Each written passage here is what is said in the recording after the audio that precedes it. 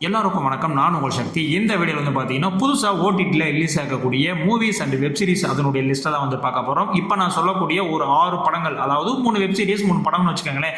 இந்த 6மே வந்து பார்த்தீங்கன்னா ரொம்ப ஒர்த்தபுளாக இருந்துச்சு. நான் பார்த்த வரைக்கும் எனக்கு இது ஓகேஸாக தான் இருந்துச்சு. ஸோ நான் உங்களுக்கும் சொல்கிறேன், நீங்களும் பார்த்துட்டு இது எது உங்களுக்கு பிடிச்சிருந்துச்சு அப்படின்றத கமெண்ட்ஸில் கண்டிப்பாக சொல்லுங்கள். இதில் நம்ம முதலாவதாக பார்க்க போகிற படம் ஹனி. ஆக்சுவலாக ஒரு தெலுங்கு படம், பட் இருந்தாலும் தமிழ்லையும் டப் பண்ணி வந்து ரிலீஸ் பண்ணியிருக்காங்க. இந்த படத்தினுடைய கதாநாயகன் யாருன்னு பார்த்தீங்கன்னா நம்மளுடைய 11 படத்தினுடைய ஹீரோவான நவீன் சந்திரா அவர்கள் தான். இந்த படத்தினுடைய கதை என்ன அப்படின்னு வந்து பார்த்தீங்கன்னா, நம்மளுடைய கதாநாயகனான நவீன் சந்திரா அவர்கள் ஒரு மேரேஜ் பண்ணுறாரு, அவருக்கு குழந்தையும் இருக்கு.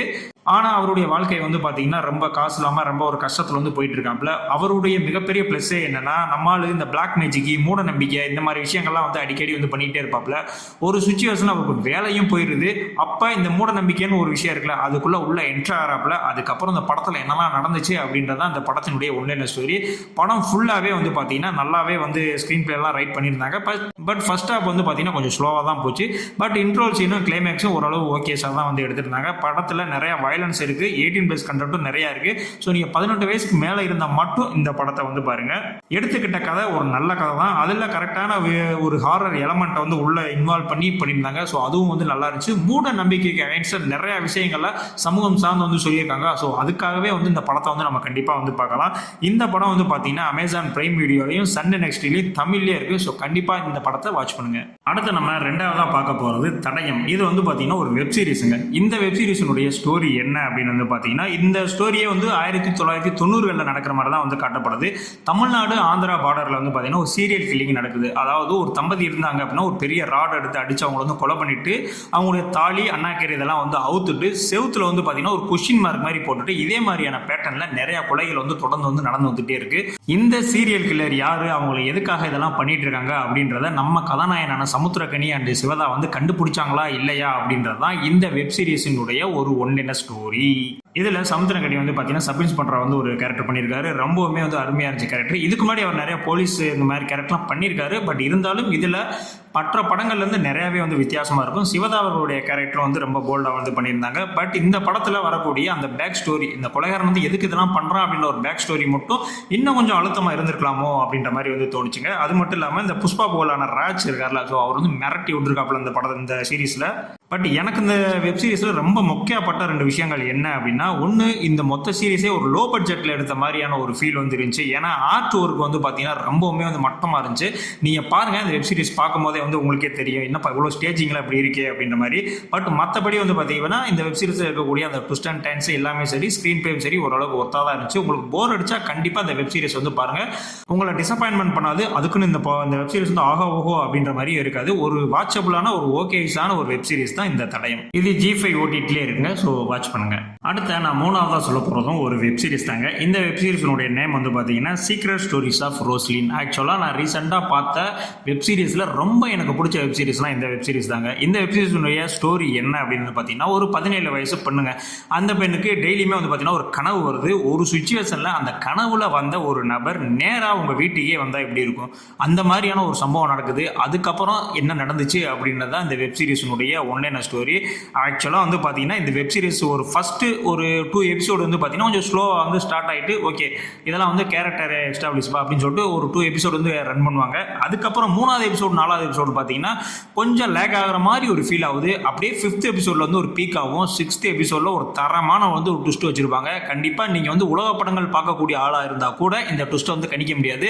ஸோ அந்த அளவுக்கு வந்து ஒரு தரமான ஒரு ரைட்டிங் வந்து இந்த படத்துக்கு வந்து பண்ணியிருந்தாங்க. படத்தில் மீனா, சஞ்சனா, வினித்னு எல்லாருமே தங்களுக்கு கொடுத்த கேரக்டர் ரொம்ப அருமையாகவே வந்து பண்ணியிருந்தாங்க. மொத்தமே வந்து பார்த்தீங்கன்னா ஒரு 6 எபிசோடு தான். ஸோ நீங்கள் ஒரே சிட்டிங்கில் உட்காந்தாலே கண்டிப்பாக ஒரு படம் பார்க்குற மாதிரி வந்து பார்த்து முடிச்சிடலாம். மெயினாக இந்த வெப் சீரிஸில் வந்து பார்த்தீங்கன்னா கடைசி எபிசோடு, அந்த 6வது எபிசோடு கண்டிப்பாக மிஸ் பண்ணிடாதீங்க. அதில் தான் விஷயமே இருக்குது. அந்த அளவுக்கு ஒரு அல்டிமேட்டான ரைட்டிங்கில் தரமான ஒரு ட்விஸ்ட்டை வச்சு இந்த ஸ்டோரியை வந்து முடிச்சிருப்பாங்க. பார்க்கணும் அப்படின்னா இந்த வெப் சீரிஸ் தமிழ்லேயே ஜியோ ஹாட் ஸ்டார்லேயே வந்து அவைலபிளாக இருக்குது. ஸோ கண்டிப்பாக வந்து இந்த வெப் சீரிஸை பாருங்கள். இந்த வருஷம் ரிலீஸ் ஆன வெப் சீரிஸ்ல இது என்னுடைய பர்சனல் ஃபேவரட்டும் கூட.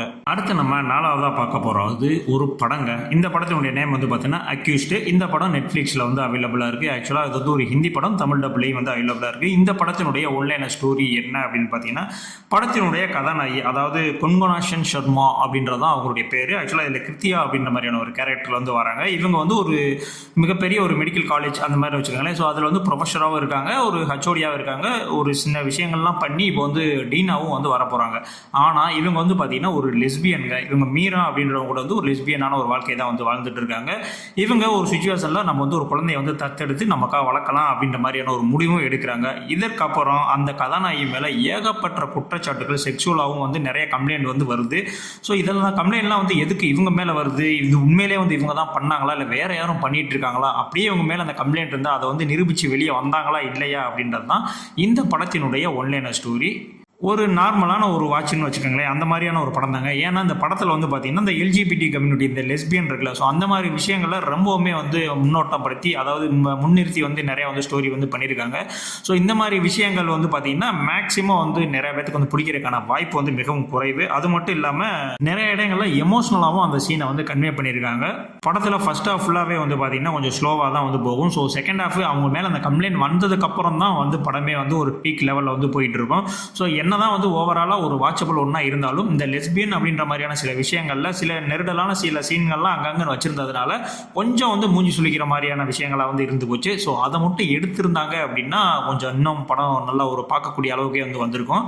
என்னை பொறுத்த வரைக்கும் இந்த படம் வந்து பார்த்தீங்கன்னா ஒரு ஒன் டைம் வாட்சபிள், உங்களுக்கு போர் அடிச்சா வீக்கெண்டில் பார்க்கக்கூடிய ஒரு நல்ல படம் தான் வந்து இந்த அக்யூஸ். இது வந்து நெட்ஃப்ளிக்ஸ்லேயே இருக்குது, தமிழ்லேயே இருக்குது. ஸோ மிஸ் பண்ணாமல் வந்து இதை பாருங்கள். அடுத்து நான் ஃபைனலாக சொல்ல போகிறது ஒரு ஹிந்தி வெப் சீரிஸுங்க. இது வந்து பார்த்தீங்கன்னா நேம் வந்து சங்கமர்மர். ஆக்சுவலாக இது ஒரு ரொமான்டிக்கான ஒரு வெப் சீரிஸ்னு வச்சுக்கோங்க.